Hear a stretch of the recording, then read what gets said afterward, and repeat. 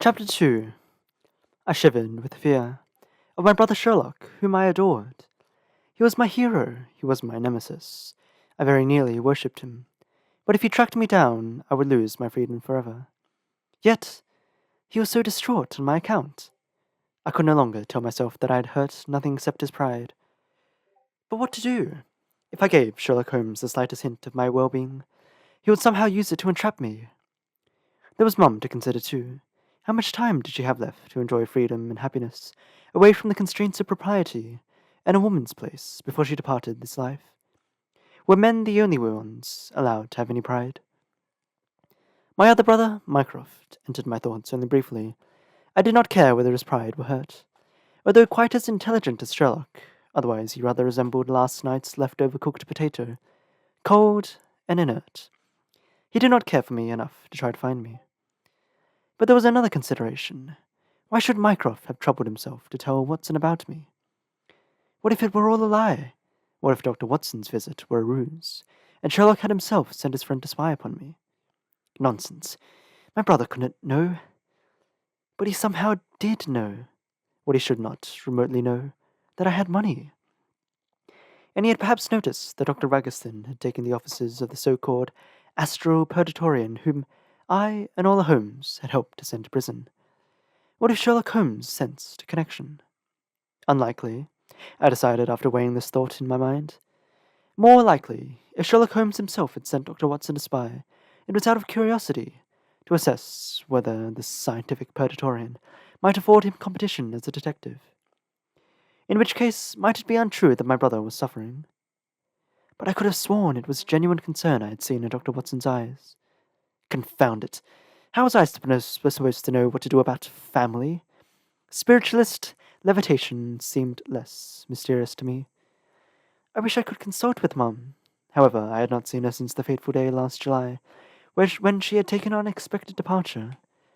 Indeed, I did not know exactly where she was.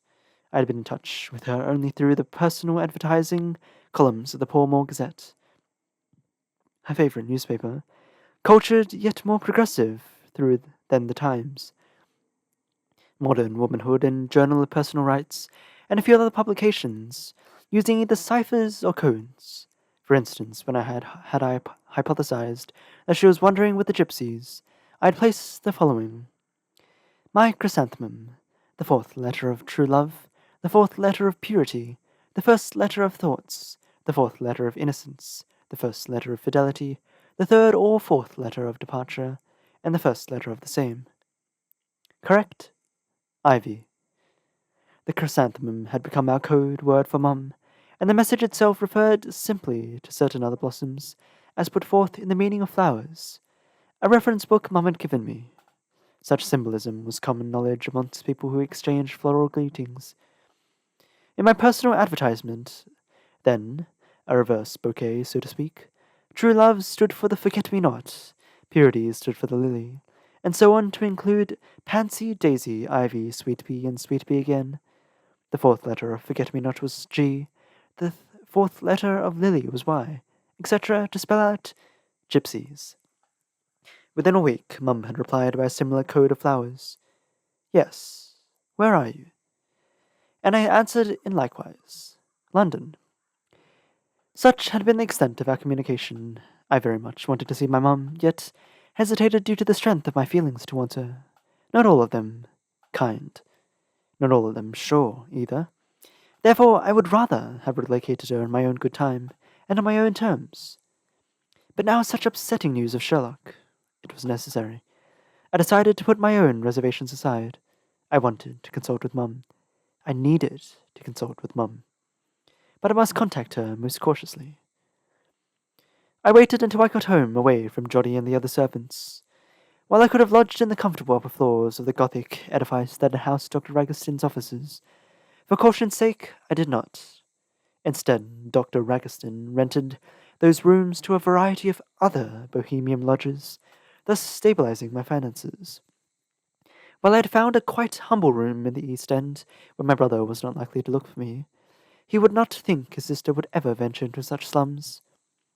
In my run-down place of residence, a decrepit house cramped between smut-coloured tenements, I was the only lodger. The landlady, a sweet, elderly woman named Mrs. Tupper, was blessedly deaf, requiring one to shout into a speaking trumpet she held to her ear. Therefore she could ask me few questions.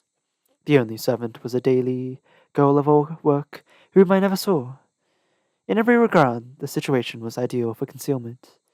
Therefore I waited until evening when safest, in my modest bedchamber, comfortably divested of corset, bust enhancer, and the frills, false hair, and facial inserts of ivy meshel. I relaxed near the fire in a dressing gown, with my feet up on a hassock to escape the cold draughts along the floor. Pulling a candle closer to my side, I began to compose a cipher to Mum. Dogwood 4, iris twice, 3, violet, and apple blossom. How many? Question mark. This message must be, I had decided, different than previous ones and more difficult. How did Brother Sherlock know I had money? This worried me greatly, and he knew that much. Had he somehow deciphered and attributed to Mum and me earlier communications in the agony columns of the Portmore Gazette? I took what I had written so far and broke it into groups of 3 letters. DOGWORISCETWICETEBLOSSOMHOWMANY question mark. I hadn't mentioned Ivy for caution's sake, but hoped that Mum would nevertheless recognize the cipher as being from me by its code of flowers. Iris symbolized a message. But also fervently I hoped Mum would grasp how the code had changed this time. An iris was unique for having 3 large petals on top and 3 on the bottom. A dogwood bloom just as unique for having 4 petals, and a violet and an apple blossom both had 5. I had mentioned the violet because it stood for faithfulness, and the apple blossom because sometimes, when I was a little girl, Mum would cut an apple crosswise to show me the 5-pointed star inside, and explain how the apple and its seeds grew from the 5-petaled flower. Having broken up the message, I reversed it. NY question mark. WMAMHOSSOBLO PLEDAPTANOLEEVI HRECETTIRISURIDFOWOODOG. Scowling, I eyed the question mark. It would make the cipher too easy to solve. I replaced it with what Mum called a null. NYXWMA MHOSSOBLOPLEDAPTANOLEEVIHRECETTIRISURIDFOWOODOG. There, I imagined Mum would solve this easily, as it was not unlike the first cipher with which she had perplexed me. But this was a mere preliminary to make Mum think about the number 5. I hoped she would then understand that one could take the alphabet and divide it into 5 parts. A, B, C, D, E, F, G, H, I, J, K, L, M, N, O, P, Q, R, S, T, U, V, W, X, Y, Z. And each part has 5 letters except for the last, but Z is so seldom used that it can be lumped together with Y. Then I wrote my real message to Mum. London Bridge falling down, urgent, must talk, and enciphered it thus. L is the 3rd group or line of letters, and it is the 2nd letter there. 32. O is in the 3rd line, 5th letter, 35. And so on. 323534143534 124324142215 2444 21113232243432 143553334 514322153445 335144445 45113231. I considered running all the numbers together and letting Mum separate the words afterwards, but decided against it. She would have enough difficulty with the cipher, 3rd letter 2nd line, or 3rd line 2nd letter, and decoding the London Bridge reference. Meant to tell her where the trouble was, and where I wanted to talk with her. My final draft read, NYXWMAMHOSSOBLOPPLEDAPTANYXURISURIDFOWODOG 323534143534 12432414221524444 21113232243432 143553334 514322153445 33514445 45113231. This I copied several times for several different periodicals, triple-checking each copy for accuracy before folding both ends towards the center and affixing the overlapping edge with wax, ordinary white candle wax, as I had no colorful sealing wax. After addressing the blank sides of the papers, I set them aside. Tomorrow I would take them to Fleet Street. Then, until Mum answered, there will be nothing to do but wait. I detested waiting.